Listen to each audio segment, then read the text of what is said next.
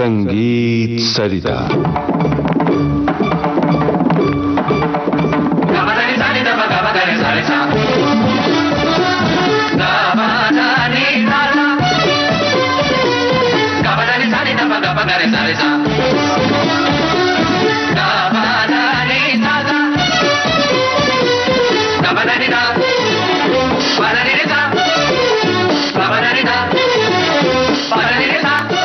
संगीत सरिता में आजकल आप सुन रहे हैं श्रृंखला सितार पर विलायत खानी अंग से राग की पेशकश। प्रस्तुत कर रहे हैं सुप्रसिद्ध सितार वादक पंडित अरविंद पारीक। आज प्रस्तुत है इस श्रृंखला की दूसरी कड़ी। कल आपको हमने राग की डेफिनेशन के बारे में कुछ बातें कही। अपना अपना सोचना होता है, कई लोगों को वो नागवार भी हो सकती है, लेकिन मैंने ऐसे सोचा कि ये 5 जो टेनेट्स है, selection, combination, emphasis, emotional content and individual characteristics, ये जो है ये ध्यान में रखे तो राग स्वरूप सही तरीके से पेश किया जाता है। अब रही बात कि रागों की पसंद, अलग अलग घराने में अलग अलग रागों की पसंदगी हुई है। जब मैंने इटावा घराने के बारे में एपिसोड्स किए थे पहले संगीत सरिता में ही, तो घराने कैसे बनते हैं, घराने की खासियतें क्या है, उसके बारे में कुछ बातें कही थी। संक्षिप्त में कहें तो वॉइस प्रोडक्शन, एक अलग अलग घराने का वॉइस प्रोडक्शन अलग होता है। उसके बाद रस, जो पतियाला श्रृंगार रस प्राधान्य है, तो आगरा वीर रस प्राधान्य है, तो किराना शांत रस भक्ति रस प्राधान्य। इसका मतलब ये नहीं कि दूसरे रस ये घराने पसंद नहीं करते हैं, लेकिन प्राधान्य उनका ये होता है। तो अलग अलग रस अलग अलग घराने पसंद करते हैं, और रस जो पसंद करते हैं तो फिर रागों की पसंद भी आ जाएगी अलग अलग घराने में। कई राग अब होगी, दरबारी वगैरह आप किराने में ज्यादा सुनेंगे, इस तरह। उसके बाद ताल की पसंद भी नेचुरली जो घराने के राग और जो रस पसंद है उसी के मुताबिक ताल भी, जैसे किराने में झुमरा ज्यादा बजता है तो एक ताल विलंबित बजता है आगरा में ज्यादा। इस तरीके से तालों की पसंदगी भी होती है। फिर साहित्य के ऊपर कितना ध्यान देना, कई बंदिश के ऊपर कई घराने बहुत ध्यान देते हैं। कई लोग किराने वाले जैसे बंदिश को, जो अल्फाज है बंदिश के बोल जो है उसको सुरों को टांगने के लिए खूंटिया ही समझते हैं, तो ग्वालियर के अंदर साहित्य को बहुत बहुत इंपॉर्टेंट देते हैं। इस तरीके से अलग अलग घराने में अलग अलग खासियतें से घराने बनते हैं। तो हमारा जो घराना है, विलायत खानी घराना, इटावा घराना, इमदाद खानी घराना, जो भी कह लीजिए आप, उसमें रागों की जो पसंद है वो ज्यादातर हम आम राग को ज्यादा पसंद करते हैं। विलायत खान साहब का ये कहना है कि अनवट राग जो है, अछोप राग है, जो जिसको हम मुश्किल राग कहेंगे, उससे ज्यादा आम जनता को जो पसंद आ गया है और जो ज्यादा जिसको पॉपुलर कहेंगे, वैसे रागों को ज्यादा बजाने को पसंद करते हैं।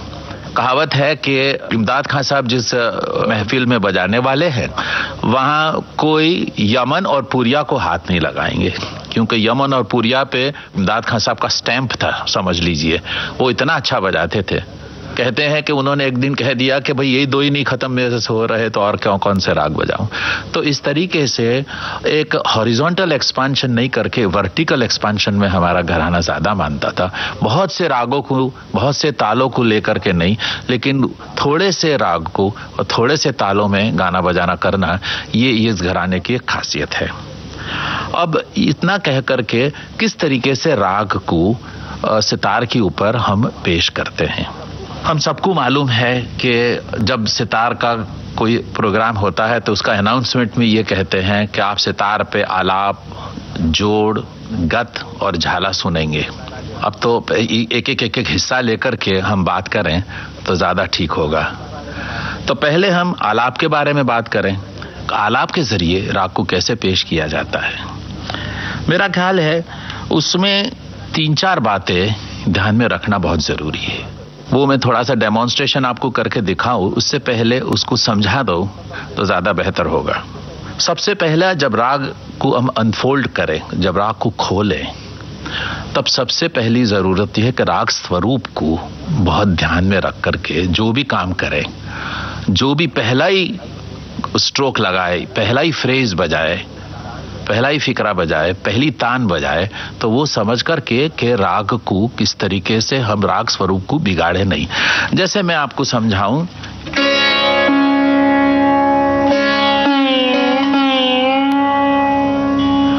ये एक राग होता है, ये दूसरा राग होता है। पहला जो है ये तो भीमपलास की शुरुआत है और ये देसी की शुरुआत है। तो ये रागों को किस तरीके से खोलना, किस तरीके से सुरों को छूना, ये बहुत इंपॉर्टेंट है। और इस वजह से जब राग को हम पेश करें तब सबसे पहला राग स्वरूप जो है, राग का ग्रामर है, राग की जो डिसिप्लिन है, उसको ध्यान में रखना बहुत जरूरी है। फयाज अहमद खान साहब जो किराने वाले थे, वो बहुत अच्छी बातें बोलते थे। एक दिन उन्होंने पूछ लिया कि अरविंद भाई, खाली धनी सा बजाओ और बागेश्वरी और रागेश्वरी का फर्क समझाओ। अब गंधार नहीं लगा हुआ है, खाली सागा मागा सा करो और चंद्रकांश और मालकांश का फर्क समझाओ। तो ये जो बात है वो राग स्वरूप को समझने की, हर एक सुर को किस तरीके से छुआ जाता है, उसको किस तरीके से पेश किया जाता है, उसको अप्रोच, एटीट्यूड क्या है हमारी सुर की तरफ, वो समझना बहुत इंपॉर्टेंट है। तो सबसे पहला जब आलाप करें या कुछ भी काम करें हम राग के बारे में, तो पहला तो राग स्वरूप, उसका डिसिप्लिन, ग्रामर समझना बहुत जरूरी है। दूसरी जो बात हुई वो तो एक आम बात है कि भाई हम पहले सा की जमीन बनाते हैं। आमिर खान साहब बहुत अच्छा बोले थे एक दिन, कहने लगे अरविंद भाई पहले सा की जमीन तो बनाओ। जमीन का मतलब बेस, तो पहले सा को बेस बना करके फिर हम खरज में जाते हैं, उसके बाद ऊपर चलते हैं तो मध्यम तक आते हैं, पंचम तक आते हैं। जैसा राग वो तो स्थाई का काम हो गया। उसके बाद मध्यम या पंचम से लेकर के ऊपर चलते हैं तो 8 सप्तक में ऊपर का गांधार, मध्यम, पंचम तक जहां तक राग की पहुंच है वहां तक गए तो उसको अंतरा कह दिया हमने। तो आलाप के अंदर स्थाई कर ली, उसके बाद अंतरा कर लिया। तो इस तरीके से राग को हम खोलते हैं और जब पूरा मैदान जब खुल गया है तब संचारी करते हैं। संचार का मतलब संचार करना, पूरा 1.5, 2, 2.5 सप्तक जितना भी हमारी पहुंच है आवाज की या सितार में खींच की, वहां तक हम संचार करें।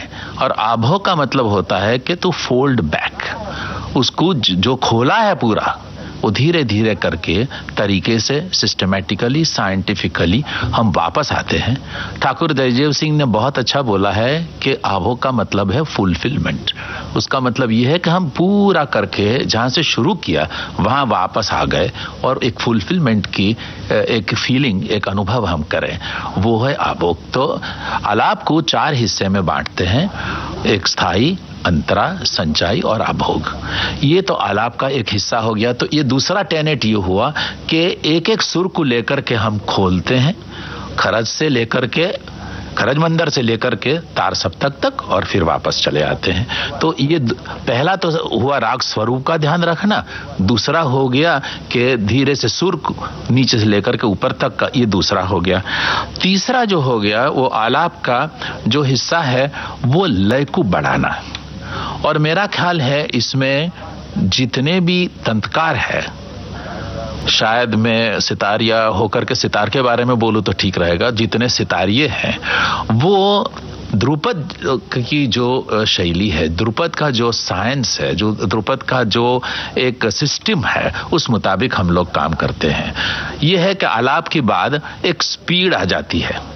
असल में देखो तो संचारी में ही वो स्पीड का हिस्सा आ जाता है। मैं आपको जब डेमोन्स्ट्रेट करूंगा, जब बताऊंगा कि संचारी के अंदर जोड़ का दरवाजा खुल ही जाता है संचारी से ही।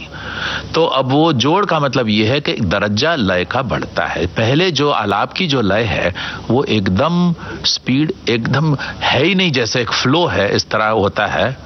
रविशंकर जी का कहना था और बहुत अच्छा बोले थे कि अरविंद भाई आलाप में भी एक अपनी लय होती है। बिल्कुल सही बात है ये, लेकिन वो लय हमको कान से, दिमाग से आम लोग नहीं समझ सकते हैं। तो उसमें लय पड़ जाती है और लय और ताल का फर्क तो आपको मेरे को समझाने की जरूरत नहीं है। लय का मतलब होता है टेम्पो और ताल का मतलब होता है एक रिदम, साइक्लिक रिदम। वो दोनों अलग चीज है। तो लय जब बढ़ती है तो दर्जेवार हम जो लय बढ़ाते जाते हैं वो दूसरा हिस्सा होता है। तीसरा जो टेनेट, पहला राग स्वरूप, दूसरा नोट बाय नोट अनफोल्डमेंट, तीसरा है वो लय। लय के दर्जे बढ़ते हैं, एकदम कुछ भी नहीं लय, उसके बाद लय पड़ती है वो जोड़ काम के अंदर।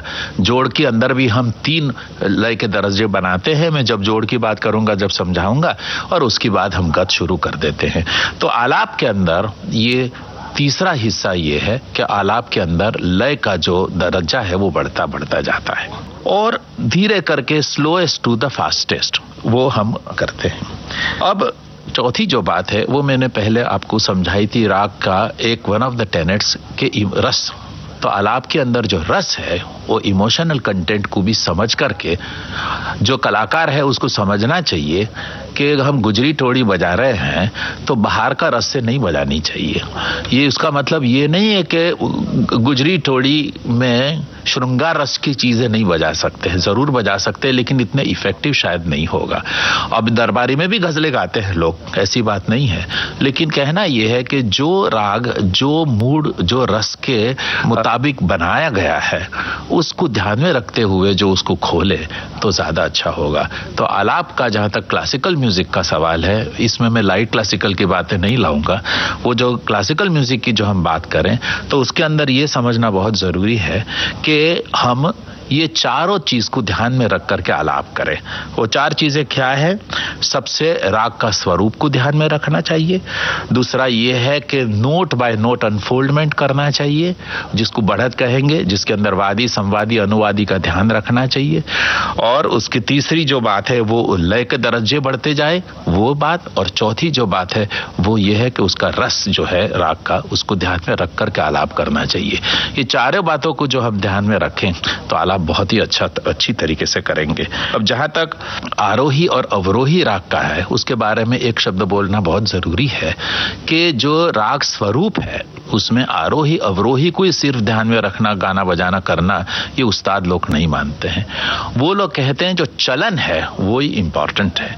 आरोही अवरोही विद्यार्थी के लिए है और गाने बजाने वालों के लिए चलन है। जो राग का चलन है, जैसे शंकरा में ग पर रेगा करते हैं वो गलत हो जाएगा, ग पर सागा ही करना चाहिए जो आरोही हिसाब से करेंगे, लेकिन चलन के हिसाब से ग पर रेगा हो गया है, इसलिए फिर शंकरा में सही वही बात हो जाती है। तो आरोही अवरोही और चलन में जो फर्क है वो भी मैंने आपको समझा दिया। इसी जगह पे मेरा ख्याल है आज का हम एपिसोड खत्म करें। बहुत बहुत नमस्कार। अभी आप सुन रहे थे सितार पर विलायत खानी अंग से राग की पेशकश, इस श्रृंखला की दूसरी कड़ी। प्रस्तुत कर रहे थे सुप्रसिद्ध सितार वादक पंडित अरविंद पारीख। आज का ये कार्यक्रम अब समाप्त होता है। विविध भारती के संग्रहालय से प्राप्त इस कार्यक्रम की प्रस्तुतकर्ता छाया गांगुली।